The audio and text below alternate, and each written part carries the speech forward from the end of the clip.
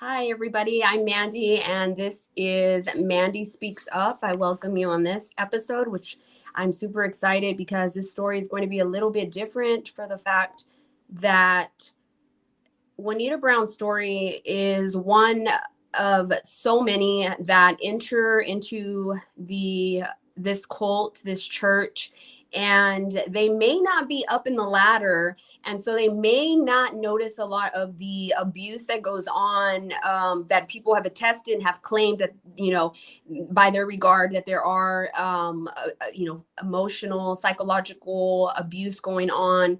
And but then there are those that enter into this place and are just like you would say a normal member.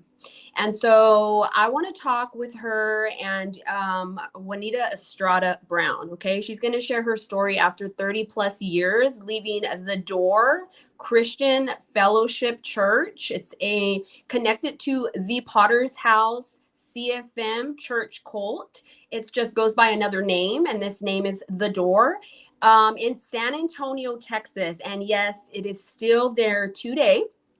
We're going to be talking about how a knock on her door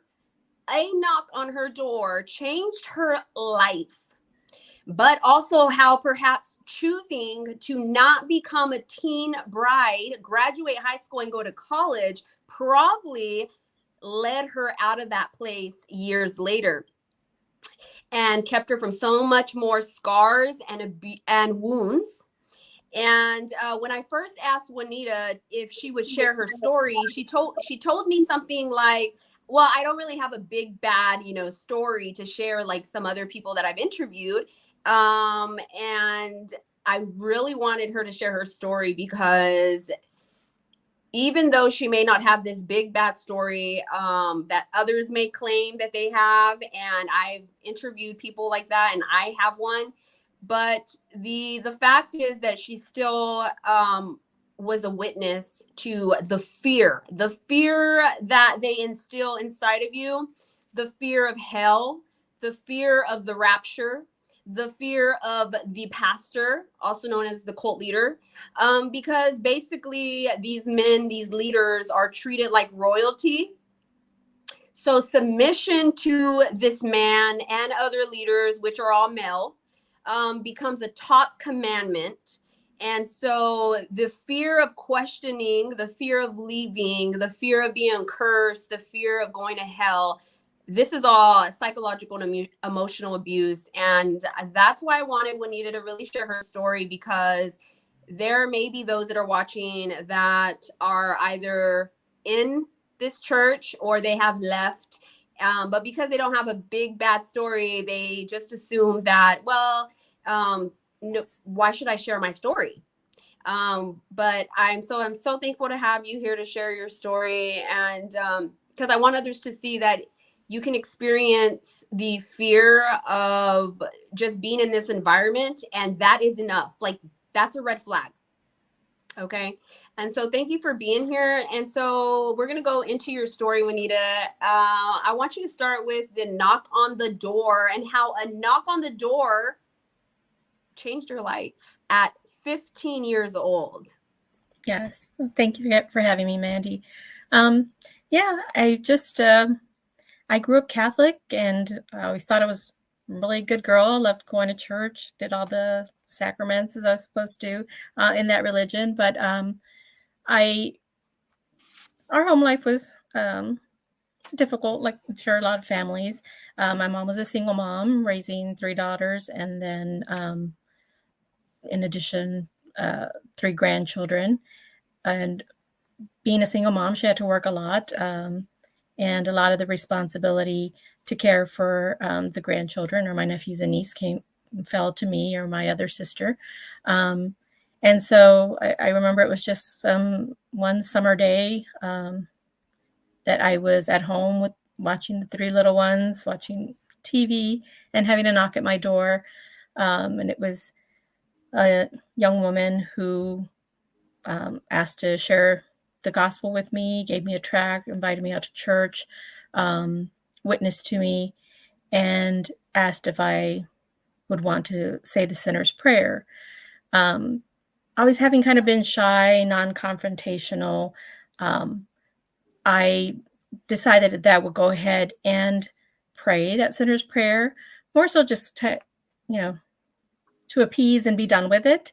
But she was really nice. I mean, her approach also. If it had been any other approach, I probably wouldn't have. But very, very kind woman, and I prayed with her. When we were done, and she had invited me to come out to church, one of the first questions I asked her was, well, can I have prayed this prayer, but still continue going to my own church? And one of the things she had mentioned at that time, she's like, I could, but I would really want to kind of get connected into a church that preaches the Bible, or, opens the Bible, preaches the Bible, and invited me out to church, probably that following day, because it would have been a Saturday outreach. And, being that I was 15-year-old, I wasn't driving yet, offered to pick me up and give me a ride to church. And so that's where it started. And I, quickly got involved with, attending the frequent church services, spending time with this woman who had witnessed to me. She was probably mid-20s by that time, at that time, and had invited myself and a few other young converts, young women, to her apartment, for snacks or, just to talk. And so it kind of started from there, that she was kind of my first point of contact. And like I said, I really think if it had been maybe any other personality, I may not have been as willing to continue to go, but she was, I could still say she's a very genuine person. And then we started getting involved with teen Bible study groups and just all the other events and programs. So did it happen right away? Like you went, the initial, you were invited, you went in.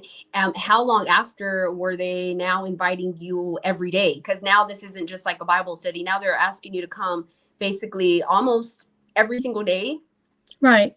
I think pretty soon after, especially being that it was a summer, there was not much else for me to do. And honestly, I think for me at that time, it probably felt like an escape. It's like, I'm at church. I don't have to babysit these kids, or I can bring the kids with me and, put them in nursery or Sunday school, or children's church. And so, it wasn't, it didn't take long. And honestly, like I said, it was more tiring, I guess, being a young person than saying like, oh, it was, that I saw it as something. Because it started as fun. Yeah. It started fun. You're 15 years old. Initially what they're doing is love bombing, right? Can you attest? Would you say that that's what they began to do by gathering you with other teenagers your age to make you feel welcomed, inviting you out for ice cream? Yeah. And taking you out, picking you up because you didn't have a car. So now they're able to pick you up. And so on the outside, it almost looks like it's just some friends picking you up, taking you out, instead of a party, they're just taking you to church. So it doesn't seem dangerous. It doesn't seem like this is going to go anywhere. Right.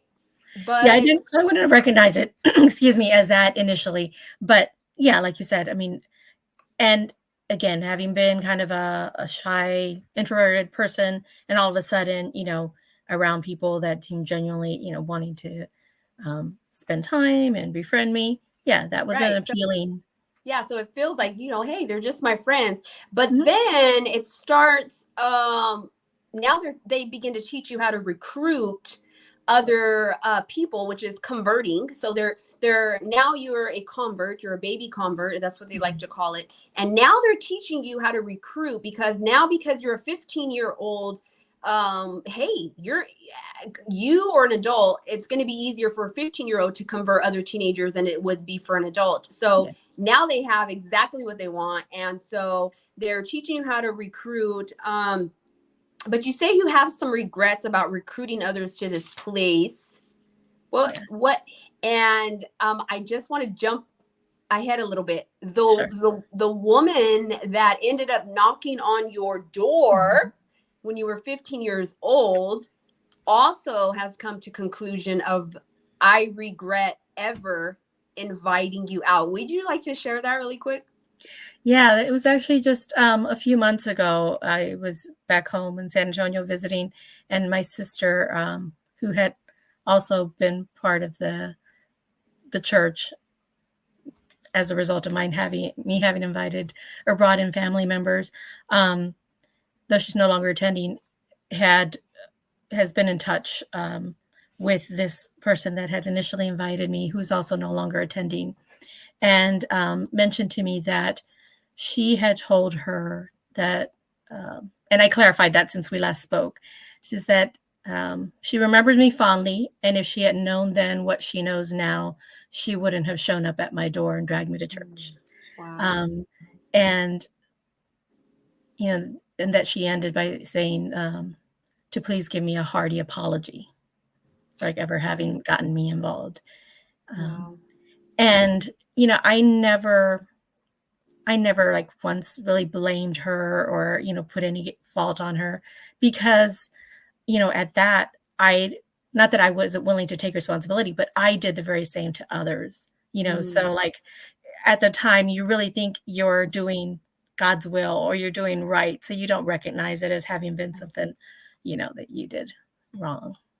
And I mean, Yeah, so they're teaching you how to convert as a mhm. teenager. Are you doing that? Like, how are you able to go out? What are some things that you did to help convert, to like help bring people in? I know you mentioned you went to some invasion teams, Mhm. which is just something. It's like a mission work, like a missionary work, Right.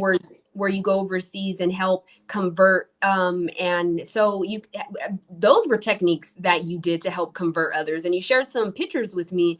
And there's one picture I wish I could show on here. There's one picture that you showed me, and all you guys have your hands, praying. And I looked at that picture and I said, if that doesn't look like a cult, I don't know what.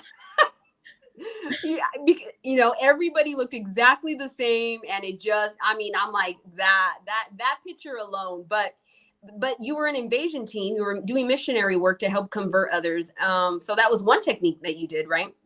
Right. So that was pretty much, we call it outreach, a Saturday, usually Saturday outreach or any kind of major event that may have been going on in town. That was the time to be out there and preaching the gospel and on your bullhorn. And so, I mean, pretty quickly, it, got um, invited or asked to attend the outreaches, pass out flyers, which always, to this day, I do not like, that it's very hard for me to, whether it's polling a person or whatever, it's just that confrontational technique just does not appeal to me. But yeah, I did attend just several invasion teams. Usually they were actually local, like helping out what they call the baby churches get started. So going to another town within the state or out of state. But there was one major one that I did down to Central America during the time that I was there. But yeah, so that. And then when I started going to school, or sorry, to church, I was attending a magnet high school.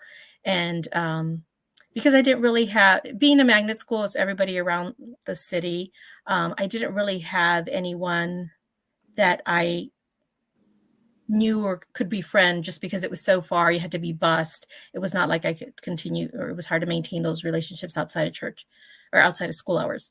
So one of the things that I did, kind of as a result of having started going to the church, was transferring back to my home school, because several of the students or kids that were going to the church also attended my high school.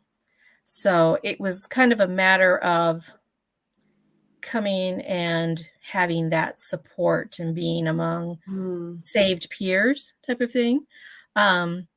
And so once we were there, I know there was oftentimes, I never did it. That's one thing I could not bring myself to do, but especially the guys were really strongly encouraged to do the whole preaching in the cafeteria, standing on the table, preaching in the lunchroom during the lunch hours. And this preaching is basically damning people. Yeah, basically. Very confrontational. You're going to hell if you don't get saved, if you don't believe what we believe in. We're the only church. So it was very, very aggressive. Yes. And the thing is this wasn't just being aggressive to help bring people into the kingdom of God. This aggressiveness stayed with so many of the members, especially the men, because the men were esteemed very highly to have these traits, because then you were a strong, tough, macho man. And the men that didn't have a lot of these attributes, so you would say a man that was just, more chill, more calm, then they were, ridiculed to become stronger, like, don't be such a wuss. And so get up on that table, get on that bullhorn. And these men were taught to be very aggressive. And this also led to aggressiveness, in marriages and behind closed doors, but that's for a different story. But I want to talk about how you became familiar with shunning, because it was 1 year after you were recruited and converted into the Door. That's when you learned that they were shunning former members after these people would leave or get kicked out, and now you were not allowed to speak to them. Can you share a little bit about how you became familiar with shunning?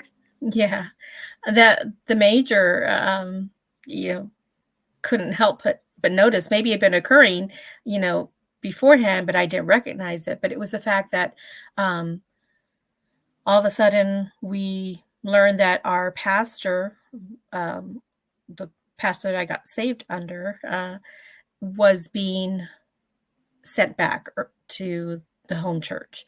And we were getting a new pastor. So, okay.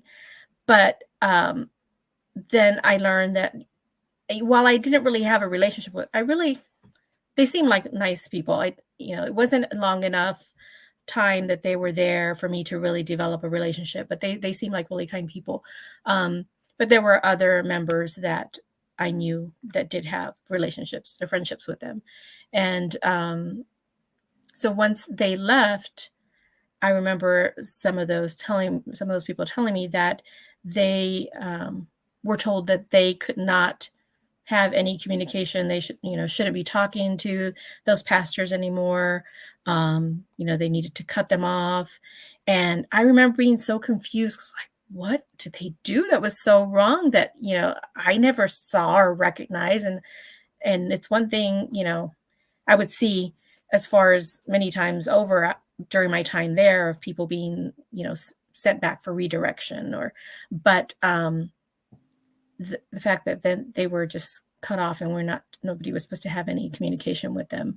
I never did get, the scoop or whatever as far as what caused that to happen, but it just seemed to me of, a really strange practice. But then it also to who it occurred, who that happened to. It's like, going from one day to this revered, leader, pastor, and then now like have nothing to do with them. Right. It was very, you didn't understand. Here you were, like, hey, I thought we were supposed to be loving and supportive. And now you get a taste of, if you don't do it my way and you get kicked out, or we shun you, nobody's going to talk to you. And it's a real thing. And that's a red flag. And that, again, you can research into cults and what makes an environment a cult. And that is on the list, is shunning. So for those that may say, well, no, I don't think the Potter's House or the Door is a cult. Maybe they're just a bad church. No, that's actually researched as cults. That is an attribute. So that automatically puts them on that list. So let's go into some of the weird, crazy, strange cult things, because some people can say, I know that if they've never been in a cult, they automatically have all these ideas of what a cult can be like. Mhm. And some of those things weren't done in this place, but some of it did. One of them I want to go into is where they did a bonfire, or they made you burn. Everybody was encouraged to burn your items that were bad. Yeah. I mean, being a teenager, a lot of the little collectibles and items that, have cutesy things. I remember having, like, unicorns, figurines and posters. My sister, I was never that big into it, but like the horoscope and things like that. And, being strongly encouraged on several occasions. But I remember pretty early on, being told kind of gather those things, and, we're going to dispose of them. We're going to burn them, get rid of them. They hold spirits behind them, these spirits of witchcraft or sorcery or, rebellion, whatever it might be. And that it was like, oh no, I don't want to be cursed. I don't want those on me. And that's so, not that it was easy, it was hard to understand at first, but, you heard it enough times that it's like, okay, it must really be a bad thing. And I shouldn't have these in my home if I want to be a follower of Christ.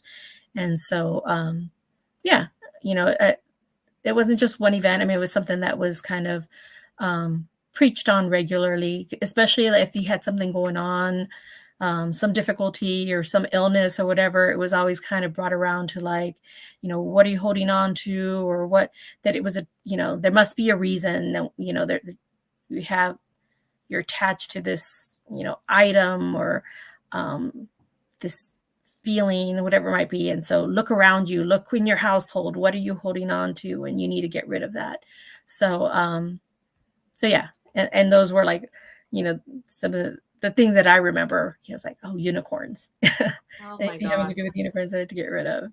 Yeah, I do actually remember that happening as well as a young new convert. And they were even against piercings. I remember having my tongue pierced, and they were against that. I remember people throwing away letters from, it could just be letters, it could be pictures, it could be crosses, even them Yes, being yes. them being religious, and even crosses were not allowed. Crosses. No, that's an idol because it has the image, and Yeah.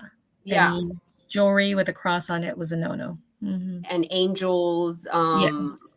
I mean, it was so much. It was so much. And so that's a weird cult thing that I would say that's kind of weird there. Let's go into the fear of hell, because this is something that whether you're up in the ladder or you're not, this is put into you very, very quickly. And actually, it is something that probably even causes you to join and causes you to stick around, because the fear of hell, you just want to be good and make it to heaven, and so you obey all of their rules and all of their commandments. But they constantly spoke about going to hell and the rapture.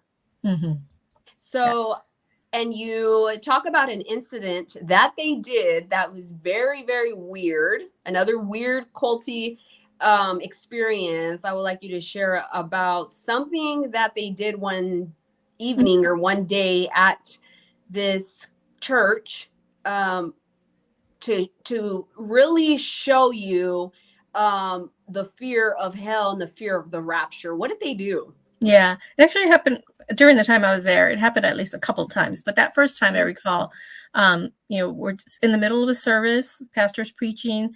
All of a sudden, it just goes pitch black and just dead silent, and everyone's just kind of, it's quiet initially, and then you start hearing kind of people moving around and wondering what's going on. And after I don't know how long, the lights eventually start, turn back on. And I remember the pastor asking about how many of you did that fear, or what they likened it to is that that just as quickly as that happened, that's how quickly Jesus, will be coming back. When the rapture comes, he's gonna come like a thief in the night, and it's gonna happen that quick. And if you were scared, and had that fear, then you're like, your heart is not right, or that you're not, that if that caused fear in you, that it was likened to you not having your heart right. Because if God's going to come that quick, and if he had come and taken us all up, then, if you were afraid of having been left behind, then there's something wrong and you need to get things right. But yeah, it was just the fact that it was like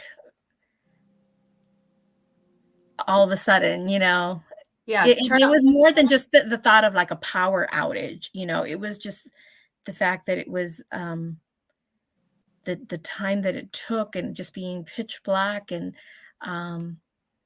it did. I mean, it was, for me, it was a fear and wondering what was going on, and then once hearing that, scare tactic. Exactly, scare tactic. So they turn off the lights. There's really no windows in the buildings. You're only what, 15 when they did that? Yeah, I'm still You're probably 15, 16. and so you have a building mostly with no windows. The lights are off. This is a scare tactic to make people feel the fear of being left behind. And for those that don't know what left behind means, or the rapture, so this is something that they believe is going to happen. And, Jesus is going to come back. He's going to take all the people that were good and listened and obeyed him. And everybody else is going to stay here and have to be tortured through all kinds of physical, terrible, terrible stuff.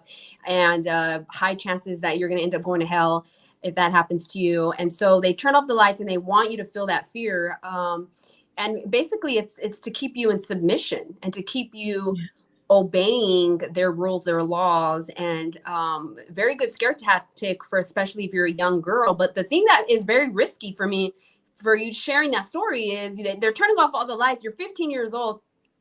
What are the risks? If I had my 13-year-old daughter come home one day and say, yeah, I just went to church. Oh, good, right? People would think, oh, how cool. That's awesome. You're going to church. Yeah. But they turned off all the lights and said that we probably would be left behind. Wait a minute. You're 13. They're turning off all the lights. There's adults. There's men in there. There's kids there. There's, minors in there. They're turning off all the lights. If that's not a red flag, then I don't know what is. Like, that's an immediate red flag. They're turning off the lights. There are risk factors. I mean, it could even go into legal matters, honestly, with that. That's just that's scary. And which takes me into the next thing of no background checks. We're going to go into no background checks. So, I know that you were only 15, but there are youth leaders, there are nursery workers, there are children's church leaders. From what you can gather, was there any kind of background checks going on? No. I mean, nursery was one of the first ministries that I got pulled into, and I think most women do. And then later on, children's church. But no. And it wasn't even a thought, really.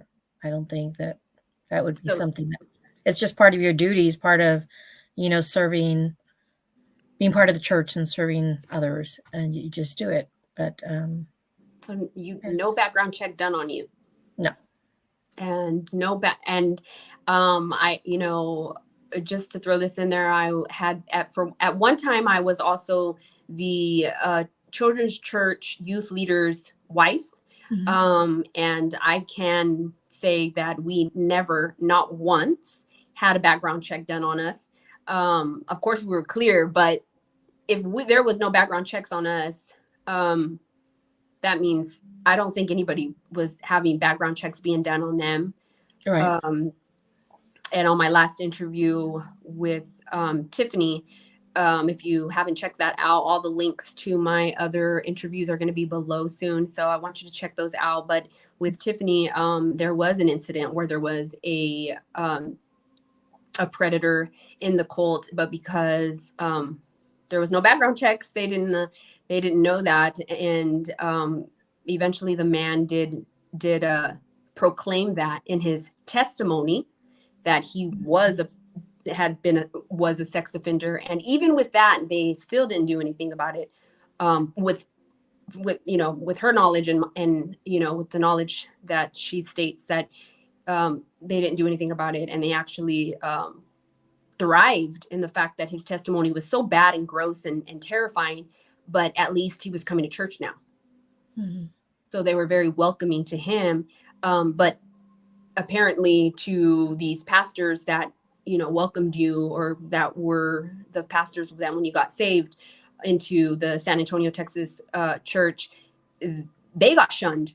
Mm-hmm. And we don't know what they did. But the sex offender in, Colorado, in Tiffany's, the Potter's House Church there in Colorado, he was allowed to stay. So I don't know if these pastors did something. They apparently they did something worse than that if they were shunned, but it doesn't make sense. Yeah. But so yeah, no background checks on nursery workers, children's church leaders.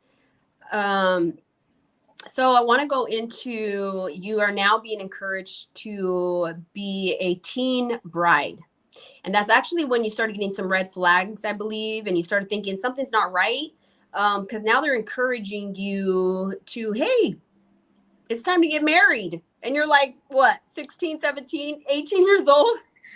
Yeah, honestly, I just early on, and even our teenage Bible study and in services, that's the message that came across quite often. It's like serving God, and God's will for your life is, serving the church and saving souls. And that's like priority. And so that's ahead of any kind of job, career, college. And, pastors, preachers, evangelists are put on such a high pedestal that it's something that you aspire to. And whether, even if it wasn't overtly said, all you guys need to become pastors and all you girls need to become pastors' wives, that's certainly still the message that we got. It's kind of like, that's going to be, if you're ever climbing the ladder in the church, that's where you want to get to. You want to be a pastor's wife. And, how do you become that? What do you do to prepare, And so, yeah, my mom, having been a single mom and having been a nurse, growing up, I always thought I wanted to be a nurse as well. But once I was in the church, my whole thing was like, oh yeah, I just eventually want to get married and have babies. I thought my ideal was going to be like, after I graduate, get married at 18, start having kids at 20, and become a pastor's wife eventually. But yeah, school graduation came and there was no prospects. And so, yeah. Again, with my mom having been a single mom, she was widowed when I was really young. I knew the reality of, anything could happen, saved or not saved. They tell us your life isn't guaranteed. And so I had also recalled hearing a story sometime in the 80s. I can't remember if it was Prescott or Tucson Bible Conference, but that there was actually like a drive-by shooting that happened, and somebody, a man sitting in service at the church, was shot and killed. And so his wife was left, widowed with young kids. So it's kind of like, for me, it was a reality that this could happen in or outside of the church. So I thought, okay, well, meanwhile, while I'm waiting to meet somebody and get married, I guess I'll go ahead and go to school, at least, get myself a certificate or a degree. And so I decided to go to community college, and started an X-ray tech program and wound up getting my associate's degree. And,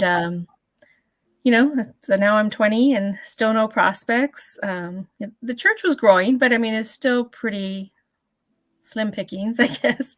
And there just wasn't any prospects. So like, okay, well, I wound up getting my own apartment, having my own car.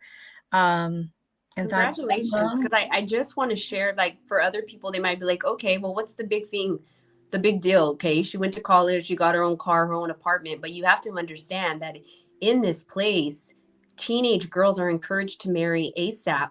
And teenage girls were never encouraged. Well, I wasn't. I was in it at 16. We were not encouraged to finish high school, go to college, and definitely not get our own apartment. We needed to hurry up and get married quickly, and stand behind our husbands. So the fact that your story is your bravery. For those watching that, maybe there's a young girl watching this that's inside of this cult. Like, I feel like you are an inspiration, Juanita, because you went beyond their limitations. That alone is so big. And if you've ever been in this cult or a cult that did this, this is huge for you choosing to finish high school and go to college and get your own apartment and get your own car. That is just in itself freaking amazing. But it didn't feel amazing at the time because you had all this and you're now a threat. So you feel like nobody wants to marry you. These guys don't want to marry you. Yeah. I mean, so nothing's happening. Still no prospects. I figure, okay, well, this nursing program became open and available to me, and I had most of the prerequisites already. So I thought, well, I guess I'll just keep going while I'm waiting, and but as I was going on, I actually, the fact that I wasn't able to meet anybody, because, we definitely in the fellowship, you are strongly, I don't even say encouraged, you're pretty much like told you cannot look for a mate or spouse outside of the church, not even within the fellowship. It could be that, another baby church or whatever that they've planted down the street. Even that's not, technically allowed. They want you to meet and date and marry somebody within your own church walls. And so, like I said, there just really wasn't anybody. And the few that were in, they weren't interested, or, it didn't seem like they were interested, and kind of thankfully so. But it actually, because I had, these thoughts and ideas and plans, that, and starting to see some of my, my peers, some of the other youth that were in my Bible study group and graduated with me, starting to date and get married, I started kind of feeling really down about myself. Like, what is wrong with me? I mean, my self-esteem was kind of at an all-time low, because I thought, here I'm trying to do, like, better myself, make myself a better prize, in some ways to somebody. But instead, I'm like, I'm nothing, nothing's happening. I'm getting older. I guess I must be hideous. I mean, that's how I felt. Like, it's like nobody wants me because I'm hideous. That must be it. Or I'm not spiritual enough. Like, what is the, the issue or the problem? And so, my self-esteem was kind of it really hit pretty low during the time that I was there. Yeah. And so do you feel like maybe they were threatened because you had your own degree, your own car, your own apartment, your own money? It never occurred to me, at the time. Over the years, as I kind of look back on it, I think that was the case. I did, excuse me, eventually kind of date somebody, but this was somebody that was a year younger than me, that I knew from the youth Bible study, and just really good friends, really sweet guy. But it was just strictly just gathering as friends, which is, again, part of the dating within the church. I think one time we happened to go and eat dinner together. That was like the only time, but usually even that probably wouldn't, I don't know that we ever confessed to that. I mean, because usually you need to go as a group,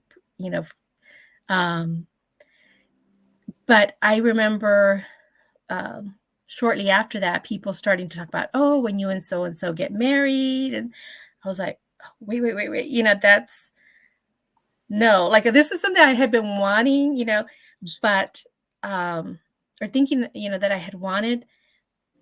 But then when they did kind of feel like I'm getting married off or, paired up with this person, I realized that really was not what I wanted, at least not with that. Or like, if this was almost a feeling like that would have been that was my only option. And yeah, I said, a very sweet person. But that's not what I wanted. Awesome. And I see that as that initially saved you. I feel, just the fact is, do you feel like maybe if you would have ended up becoming a teen bride, do you feel that could have been an obstacle? Oh yeah. Because, even though I had wound up initially getting that first degree, I still was thinking, that it's not that I wanted to be this career person. I just wanted to be a degreed housewife. I wanted to get married, have kids, but if something should happen to my husband, then I had something to fall back on to be able to support our family. And so, yeah, sorry, I lost my train of thought with the question. Yeah.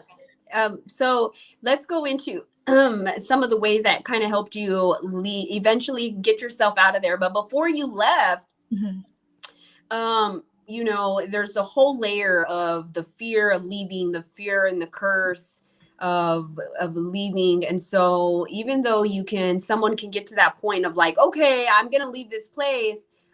Then there's all the layers that I feel like you have to kind of peel to be like, oh, I don't know if I should, because all this fear and all this scare tactics that they've done on you.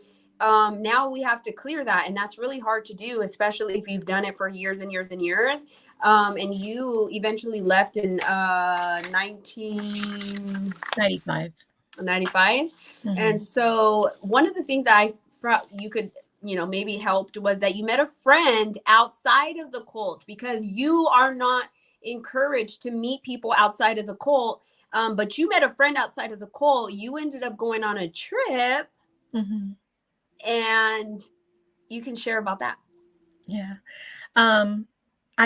During nursing school, so after like I said, I continued on in school just because there was nothing else happening in my life. And so I wound up going to nursing school, and I met another young lady that lived fairly near me. And so we initially met because we decided to carpool.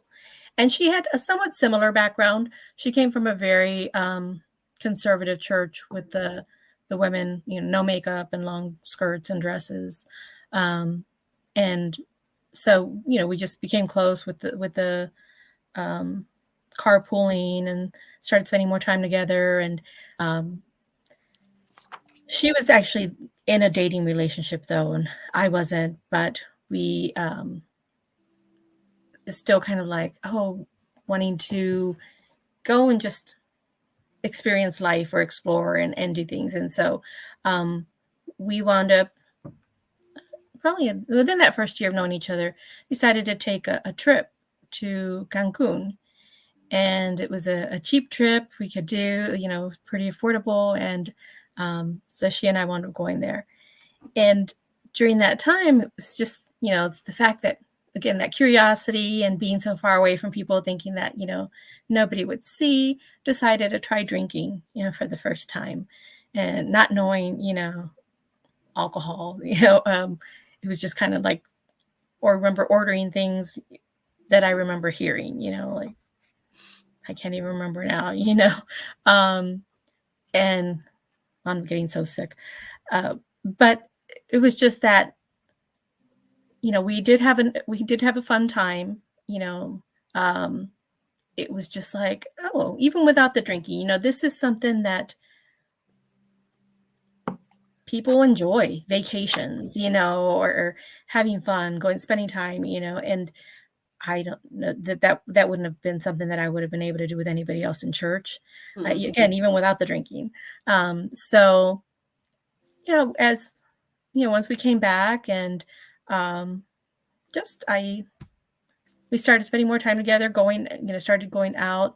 I started getting attention from males outside the church, and it was just like, oh, this all of a sudden, like I said, this low self-esteem that I had, I'm like, oh, I guess I'm not as hideous, as I thought, Right. but it's just the wrong, or not the right audience.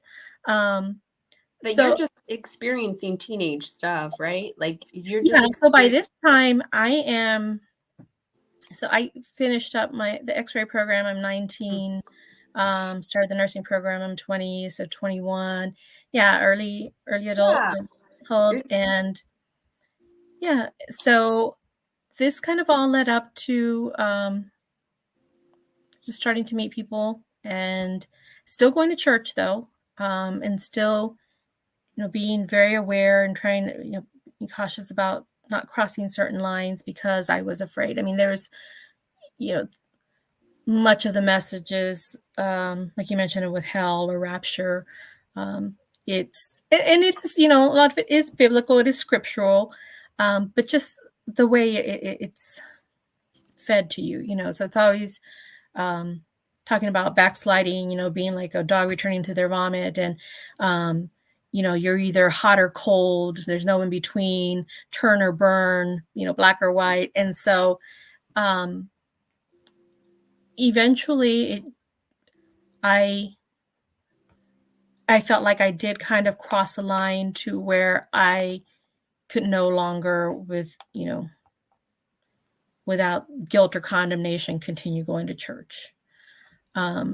At that time, that was 95, so I was 23 years old.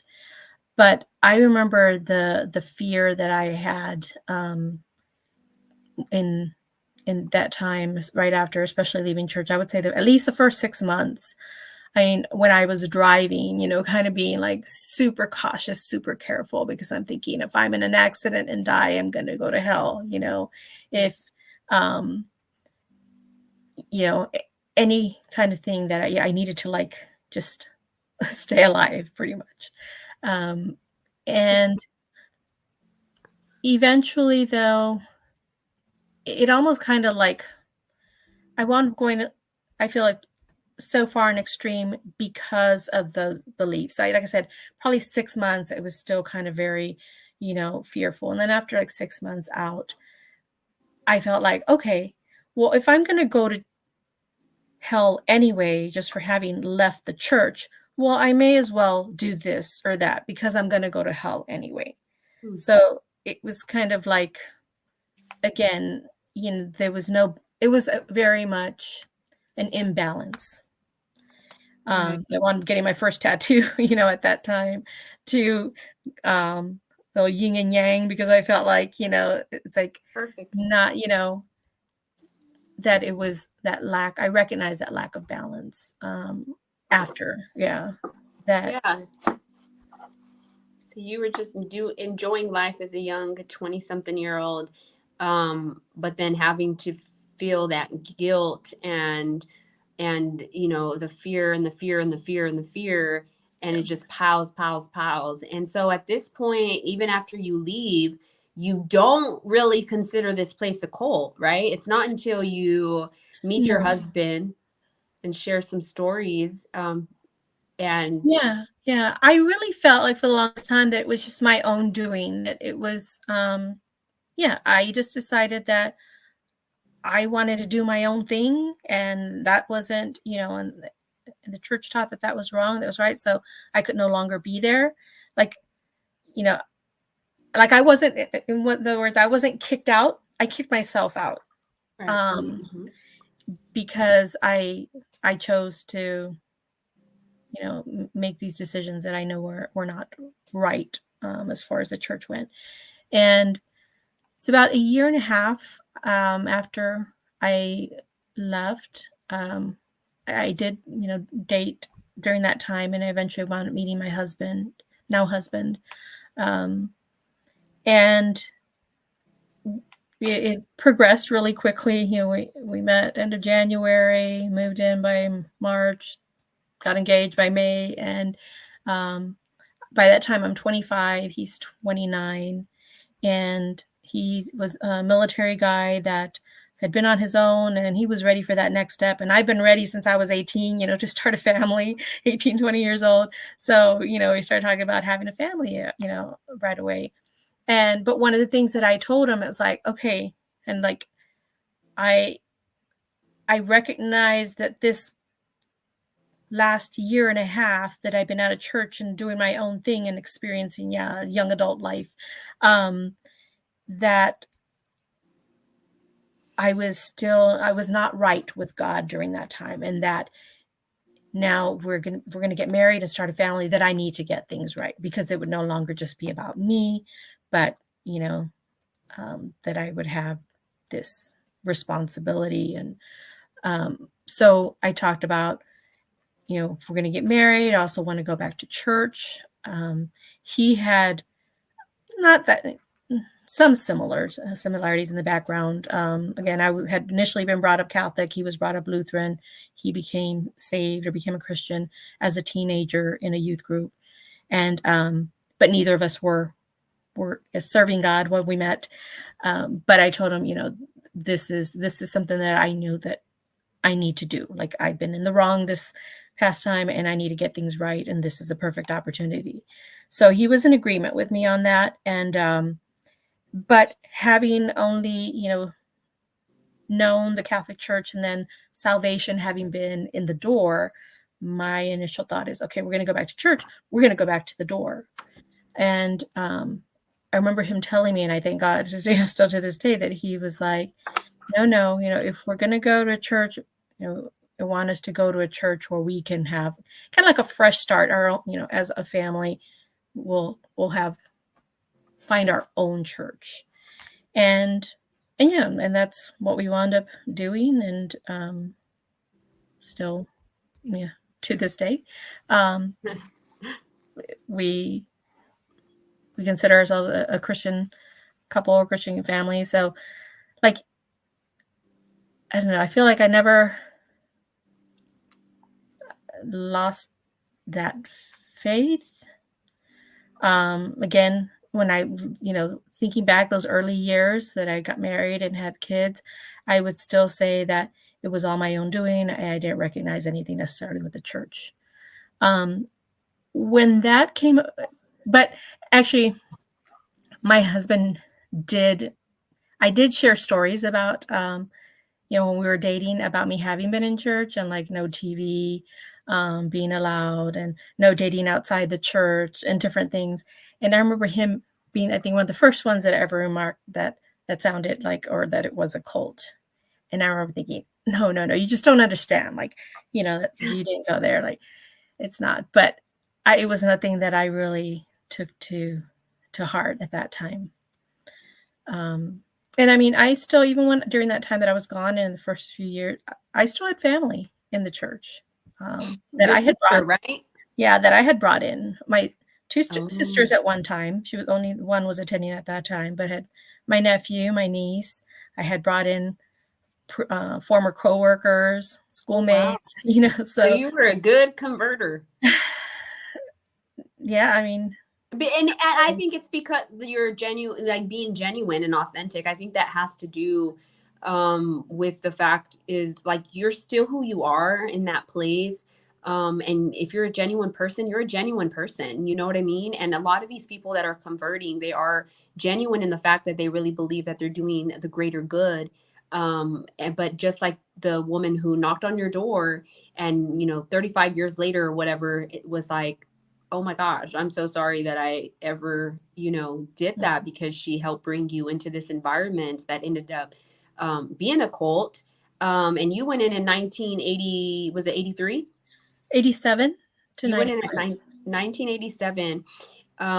And did you know at that time, probably not because you were 15, that they had already been in the media and in the news at that point of having cult attributes and all kinds of rumors and stories going on about them that are, you can find it even on YouTube today, news stories. I think it was early 80s, late 70s of the Potter South being a cult. Yeah, no, I had no clue. I think, you know, partly my age, that wasn't something that I would have thought to research. But even then, I mean, social media, internet was not, you know, huge at that time. And then the fact that they did encourage no TV. So it was like, Right. yeah, I was, unless somebody told me directly, or I Yeah. didn't know. Right. And that's the beauty of now, having such a widespread of, social media, Mhm. and is the fact is, that you are able to research and figure out on your own, even if you have to do it secretly, like I Mhm. did. I, secretly, because social media was discouraged. I couldn't be on Facebook. I couldn't be on Instagram. And so I did a Twitter, Mhm. and I eventually had to delete my Twitter because they found out that I had a Twitter.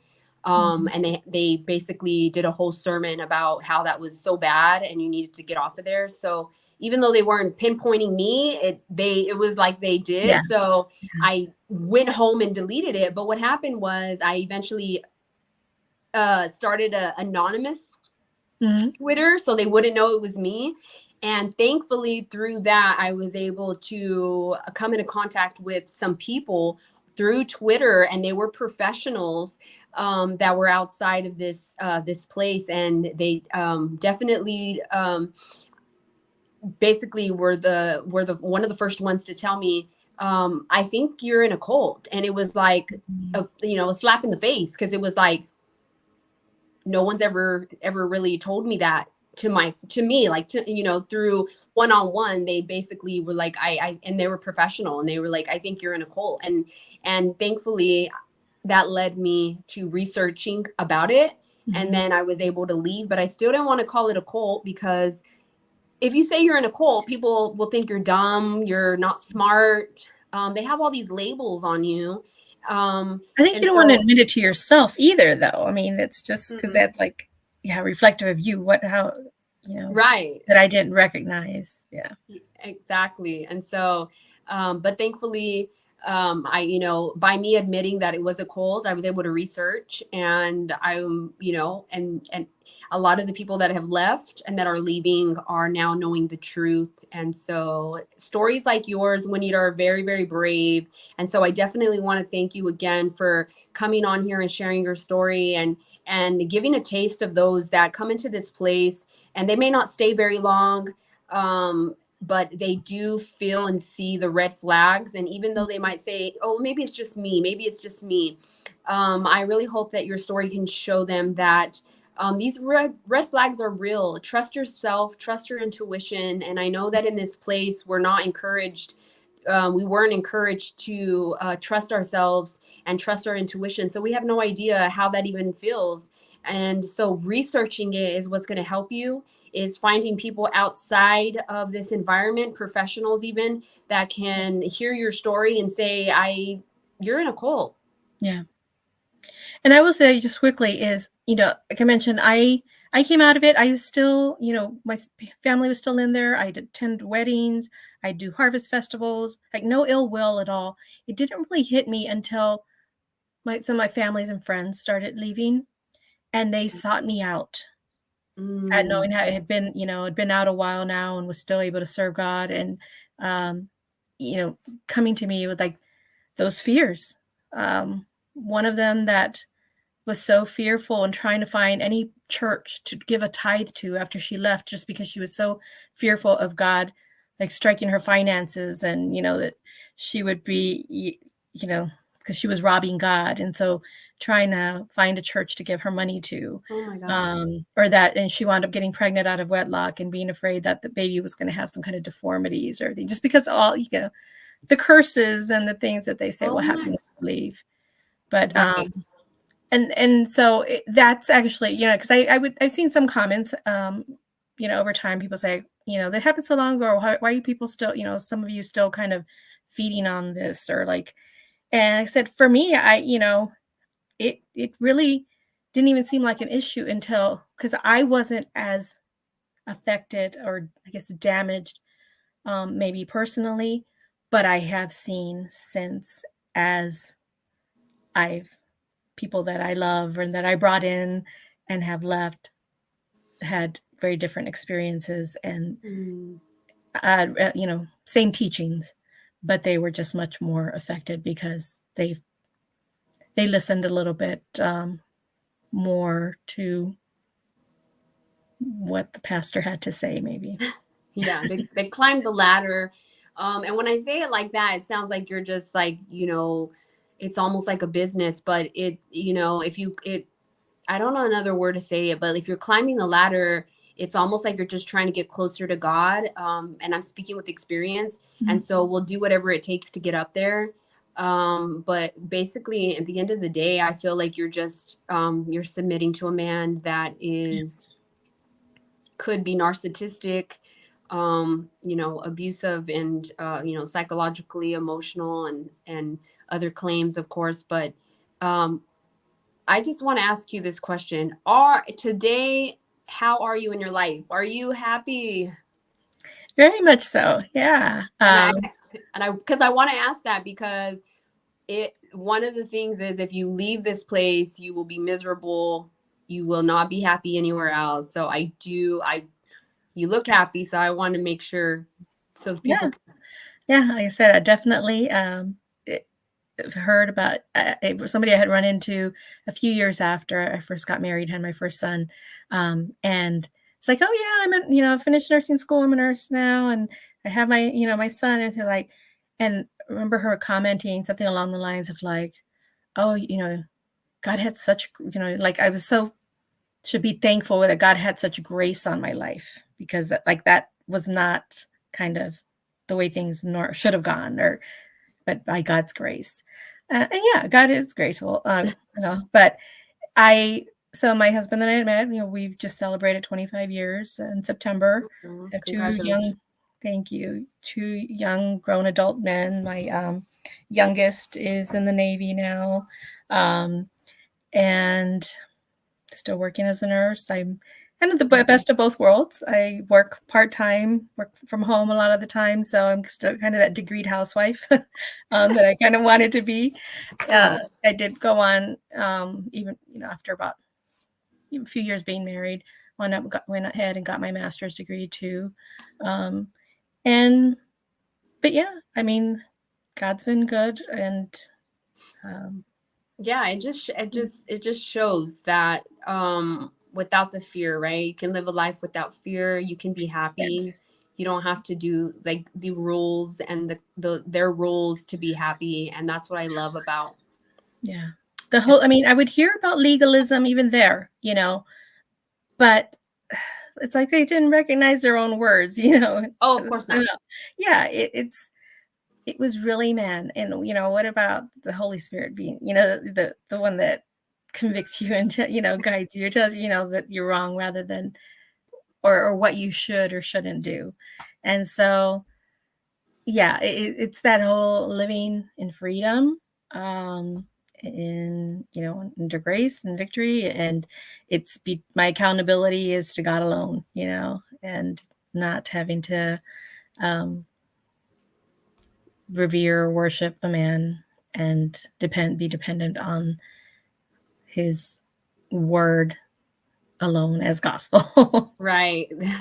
And so I want to leave this interview with your words. If somebody happens to be watching, that is still inside of this cult, it could be, a teenager, it could even be a pastor's daughter, a pastor's Mhm. son.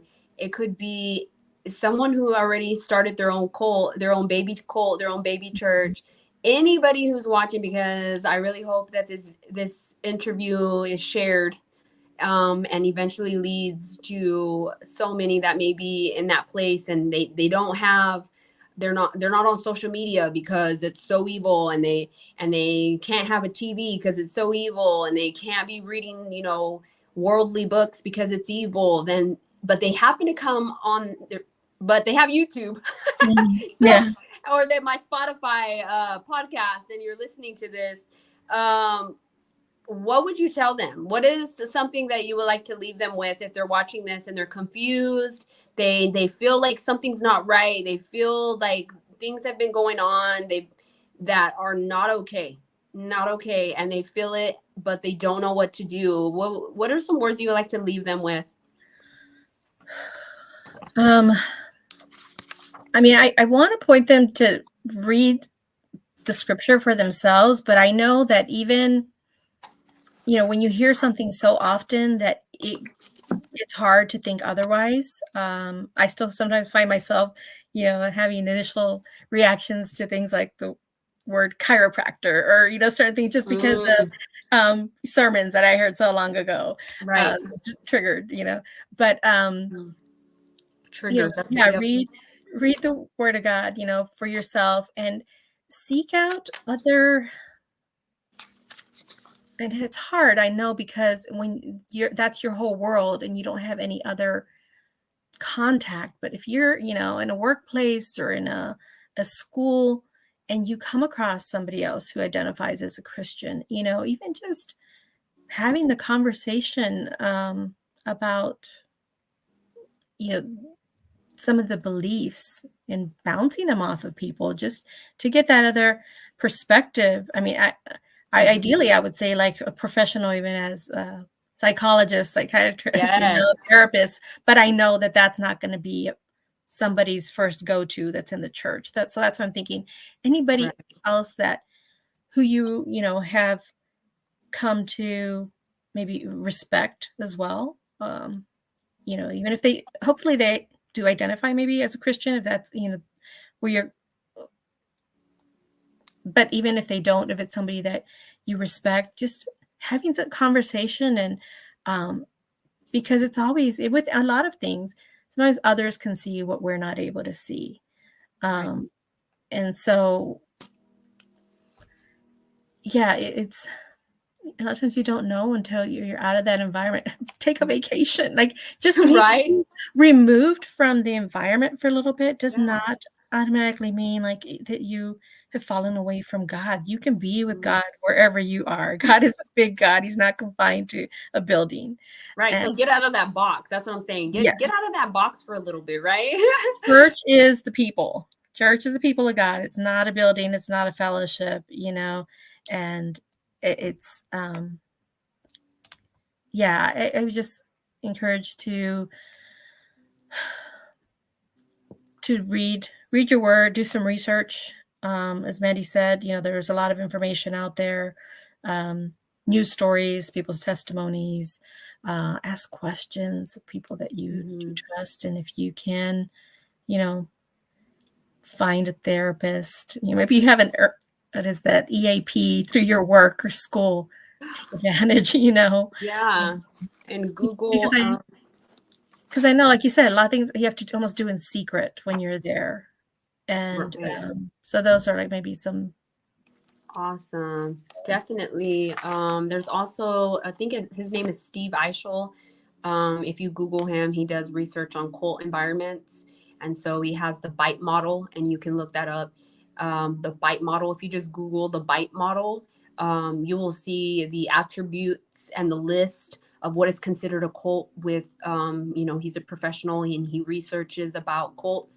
And you will, just take that list and see if the Potter's House or the Door is on that list of things that would be considered a cult, and start there. And you might be surprised. And you also might feel like, oh my gosh, I kind of felt this, but I didn't know how to think it because I was too scared and fearful. So yes, definitely I would recommend getting outside of that box and finding help. And so definitely want to thank you again, Juanita Estrada Brown. Thank you so much for sharing your story. Thank you everybody for watching and replaying, and check out some links below. Be my own personal interview that I have done. If you want to know more about my story, the link is going to be below. And then also I've done other interviews. So subscribe to my channel. There will be more interviews coming next in 2023. And I'm so excited to share everybody's stories that are willing to share. And thank you all so much. Thank you, Juanita, again. I'm so glad you're happy and you're free, and I love your story. I love what you shared about doing it. I feel like you did it your own way and you broke through their limitations, and at the end, I could have only hoped that I could have done it like that. I didn't. So I have my own story, but it gives me hope to know that somebody can come into this place and be like, you know what, I'm going to do the opposite of what they're saying. And your strength is admirable. And I thank you so much for sharing your story. Yeah, thank you again for having me. Awesome. All right. Well, until next time, everybody, we'll see you again on Mandy Speaks Up podcast on Spotify and YouTube. Thank you.